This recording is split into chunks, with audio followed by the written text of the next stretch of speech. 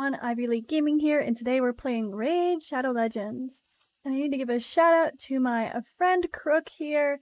He has generously let me borrow his account to showcase Urogrim post-nerf. I don't have the champion, so I was never able to play with him before or after to see the difference. And it's actually a pretty crazy difference, but honestly a fair one. So what we're going to do today is we're going to showcase Urogrim doing a duo Dragon 25 with Scyl of the Drakes, free-to-play friendly option. So I'm going to give you I'm going to showcase the run, and then we're going to speed it up, and then we'll talk about the champions and their builds and show masteries and all that, so you can have a bit of a benchmark of where to aim here. I probably should point out, he's a beast here. Look at that player power. Look at this Grey Hall. I know this is not the most attainable build for some people, I'm sure. Getting those high stats for a lot of these solo or duo builds is difficult, but you know what? Yeah, they did nerf Urogrim, but at the end of the day, he's an epic champion. He probably shouldn't be able to quickly solo the end game dungeon boss. It's a fair nerf, I think, personally. And hey, we can still do it. So we're gonna pull up Dragon 25 here. So this Dragon 25 run for him, that you see that best time was like 1:34 or something, that was with Urogrim solo. Now, I mean, that's pretty broken for that fast with a champion that is only an epic. Sure, it's a void, but still only an epic. Obviously, it's a champion that should have been nerfed before they even released it. Everyone was telling them it was broken on the test server, but they didn't, and it is what it is now. But you still can use Urogrim as part of a farming overnight. Now, this is not a fast run anymore. It's really not, but that's okay. Use your multi-battles or auto-clickers, as they are allowed, when you go to bed. It doesn't have to be a 1-minute run, a 2-minute run. It's okay. Go to bed, wake up, and you'll have some champions leveled. Now, personally, I like to do this with, I like to do that with 3 level 40s or level 50, or sorry, rank 4s or rank 5s, or hell, if you just rank some other people up rank 6 too, where you're just gonna wake up and have a couple chickens ready to go. It doesn't hurt. At least you're not wasting resources, and you're actually getting some chickens ready to level up some more champs in the process. But we're just gonna roll this with our incubus right here. That way we're showing that those people are not geared. They're not really helping the run at all. But let's get into it.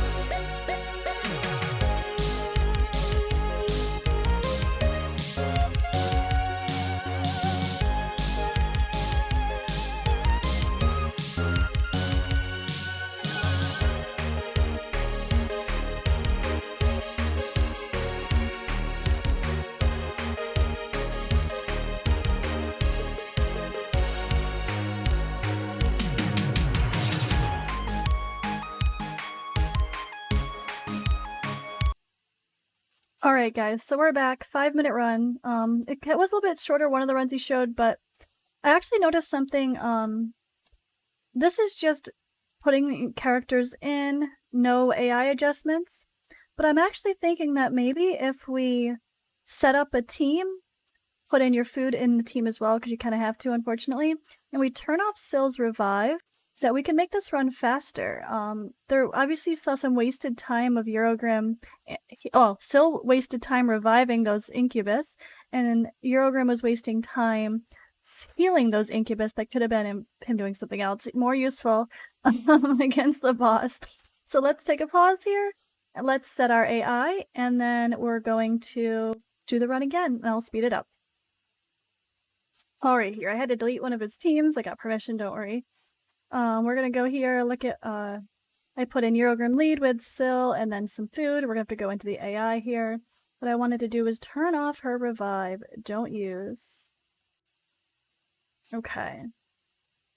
Let me double check his, I think everything we need from him, I believe, so I don't want to.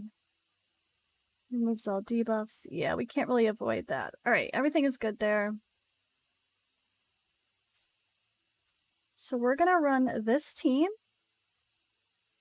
and see if we can make it faster with not having to revive all the other champions. Let's go!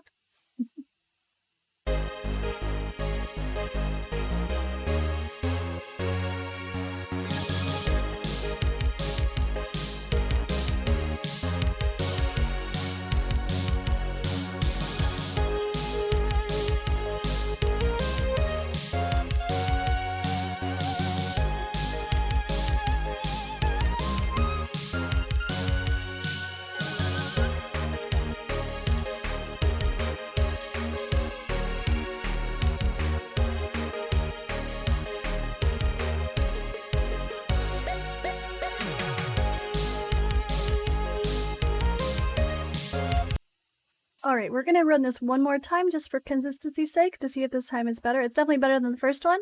Yeah, we'll see if this is better. I think so. I mean, it's more chance for him to put poisons up. It should be quite a bit faster. It seems like we were getting over 5 minutes before, and then maybe if we keep it around 4, that's saving a bit of time. Let's do it again. Alright, we're back at the boss here at 4 minutes, so not as quick as the last run. There's so much RNG involved with this. It depends on how things cycle when you get to the next wave. But it's better than the first run. I think it's a little faster. It looks like we're going to stay under 5 minutes. So I would probably suggest if you're on a time crunch to set your AI, but I don't know that it's dramatically worth it, to be honest. So we do have to remember that the Oathbounds there can block active skills. So there is a chance that this run can fail. There's always a 3% chance of things failing in general when it comes to stuff like that. So let me just read real quick. Oathbound is attacks at random 4 times. Each attack has a 30% chance of placing a block active skills debuff for 2 turns. So even if your resistance is high enough, there's always that chance you could still get that debuff. Unfortunately, but yeah, this was a lot longer than the last one. The last one was at 4 minutes and 4 seconds, I think. 4 minutes and 46 seconds here. But yeah, let's take a look at the gear. I mean, this is either way, 4 to 5 minutes. It's not that bad if you're just farming overnight, let's be honest. Especially if you're just using your multi-battles, or if you just collect a bunch of energy and just let it go.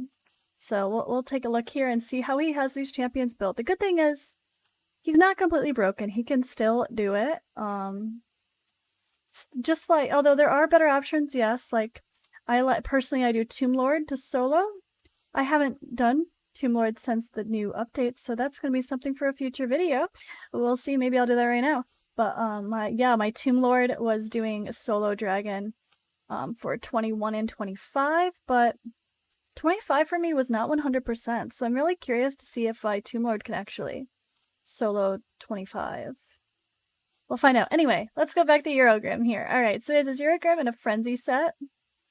Looks like he's at 60,000 HP, 2,800 defense, speed was at 223. Not 100% crit rate, but getting there.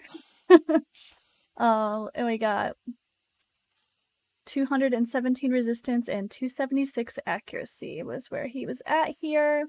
I'm assuming his skills are all maxed out, of course. And masteries. So the Spirit Haste here helps increase his speed with each dead ally.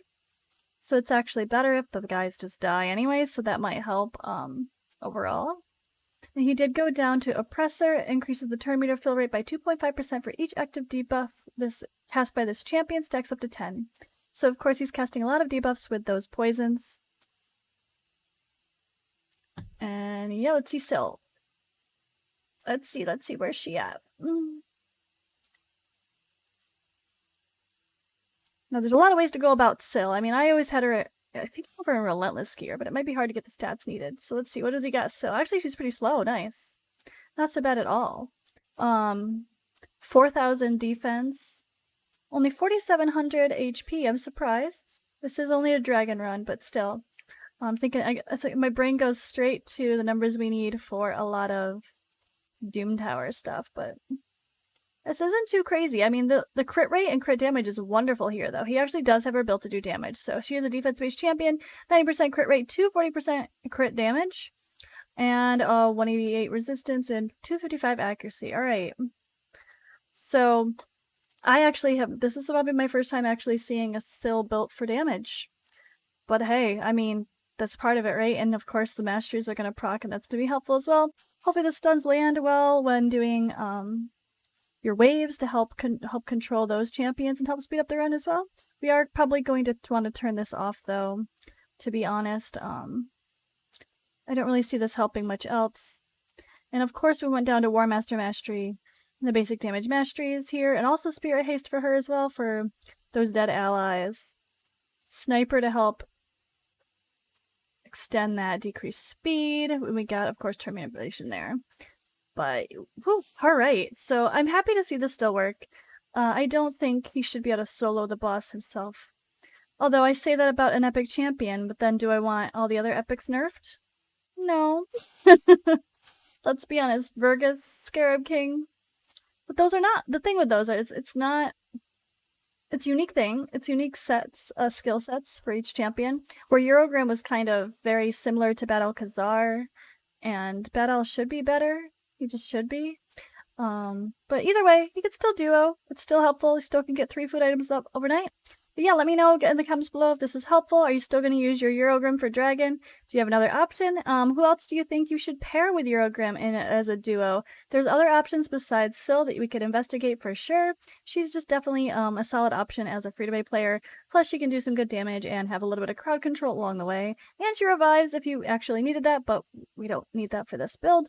Thanks for watching, and thank you to Crook for letting me showcase this on his account.